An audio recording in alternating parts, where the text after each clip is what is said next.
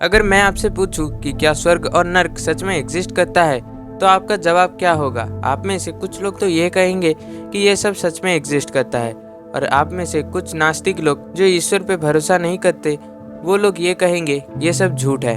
तो सच आखिर है क्या? ऐसे तो बहुत से सवाल हैं जिनके आंसर हमें आज तक नहीं मिल पाए हैं। एट द एंड लोग अपनी ही कौम पे भरोसा नहीं कर पाते और वो नास्तिक बन जाते हैं। तो आज के इस वीडियो में हम स्वर्ग और नर्क के बारे में जानने वाले हैं। तो समय की बर्बादी ना करते हुए चलिए वीडियो को स्टार्ट करते हैं।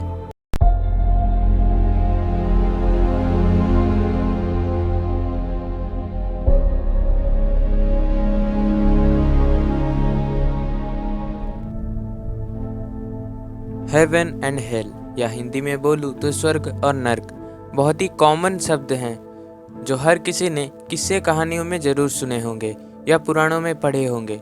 ऑलमोस्ट हर द्वैतवादी संप्रदाय, चाहे वो हिंदू, इस्लाम या क्रिश्चियनिटी, कोई सा भी संप्रदाय हो, उसमें हमें इस स्वर्ग और नर्क के बारे में सुनने को जरूर मिलता है।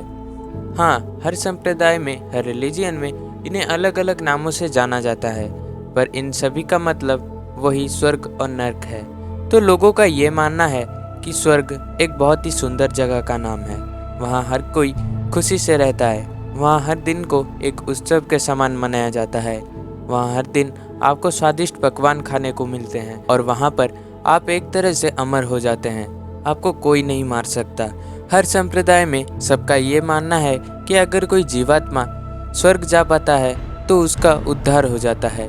पर आप ये सोचे कि अगर आप मरने के बाद स्वर्ग जा पाते हैं और आपका एक टाइप से उद्धार हो जाता है, तो उस उद्धार का क्या ही फायदा अगर वहाँ पर भी आपको स्वर्ग के तानाशाह के गुलाम बनकर रहना पड़े, जहाँ औरतों का इस्तेमाल सिर्फ मर्दों के मनोरंजन के लिए होता है। तो नॉर्स माइथोलॉजी में स्वर्ग का एक विवरण है जिसके हिसाब से जो लोग युद्ध में शहीद हो जाते हैं, केवल वो ही स्वर्ग में वेलहला में जा पाते हैं। और वेलहला एसगार्ड का उस हॉल का नाम है जहां ओडिन और थॉर जैसे देवताओं के साथ साथ वो सभी सैनिक जो युद्ध में कभी मारे जा चुके थे, वो सभी मिलके जश्न मनाते हैं। और उस जन्नत में जो सैनिक रहते हैं उनके बारे में ये कहा गया है कि वो हर दिन ओडिन के सामने एक दूसरे से लड़ते हैं और ओडिन का मनोरंजन करते हैं, और लड़ाई के बाद ओडिन उनके सारे जख्म ठीक कर देते हैं और वो सब मिलकर एक जंगली सुअर का शिकार करते हैं और रात को उसे पकाकर शराब के साथ खाते हैं। तब वहाँ की औरतें उनका मनोरंजन करती है। मतलब यहाँ भी औरतों को सिर्फ मनोरंजन के लिए ही इस्तेमाल किया जाता है।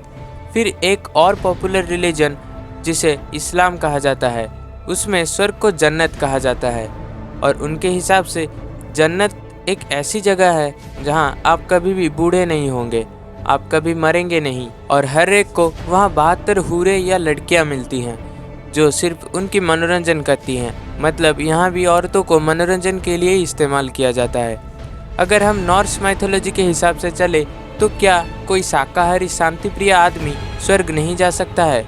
या इस्लाम की माने तो अगर एक ब्रह्मचारी स्वर्ग जाता है तो वो 72 हूरों का आखिर करेगा क्या?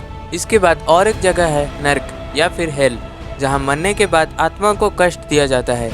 वहाँ बड़े बड़े कढ़ाइयों में तेल गरम करके आत्माओं का पकौड़ा बनाया जाता है। आत्माओं को ज्वालामुखी के अंदर ढकेल दिया जाता है और ऐसे ही बहुत से दंड दिए जाते हैं। पर श्रीमद् भगवद गीता के एक श्लोक के हिसाब से नैनम छिन्दन्ति शस्त्राणि नैनम दहति पावकः न चैनम क्लेदयन्त्यापो न शोषयति मारुतः।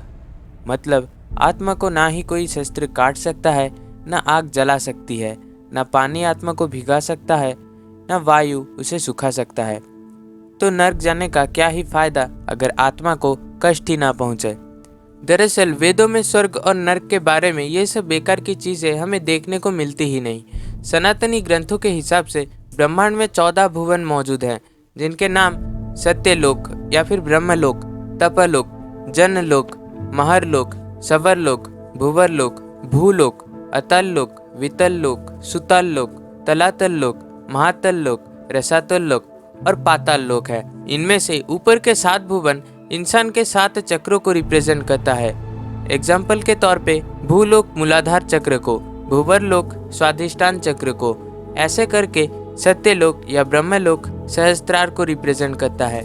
हम जैसे जैसे अच्छे काम करते जाते हैं, हमारा चक्र भी वैसे ही धीरे धीरे एक एक करके एक्टिव होता रहता है और ऐसे करके हम सत्यलोक यानी सहस्त्रार तक पहुंच जाते हैं और हम जन्म मरण के चक्र से मुक्त हो जाते हैं। हम भगवान बन जाते हैं और हम कुछ भी कर सकते हैं। इसे ही सनातन में स्वर्ग या हेवन कहा गया है।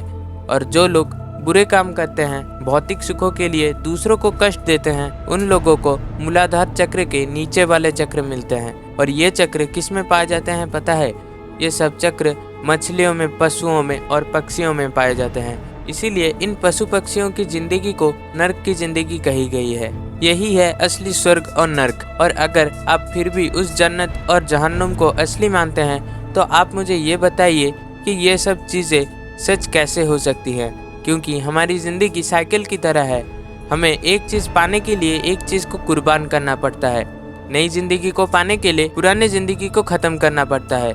वैसे ही स्वर्ग के अनंत सुखों को प्राप्त करने के लिए हमें नर्क के अनंत दुखों को भी झेलना पड़ता है। और वैसे भी स्वर्ग जाके क्या ही फायदा, क्योंकि है तो वो भी एक बंधन ही। हथकड़ी चाहे लोहे की बनी हो या फिर सोने चांदी से, हथकड़ी तो हथकड़ी ही है। और हमें तो बंधन से मुक्ति पानी है, चाहे वो भौतिक जगत का हो या स्वर्ग का। हम किसी भी तानाशाह के गुलाम बनकर नहीं रह सकते। हमें बस मुक्ति चाहिए उन सभी से जो हमें बांधता है। तो आज के लिए बस इतना ही। मिलते हैं एक नेक्स्ट वीडियो के साथ। Till then keep learning, keep changing.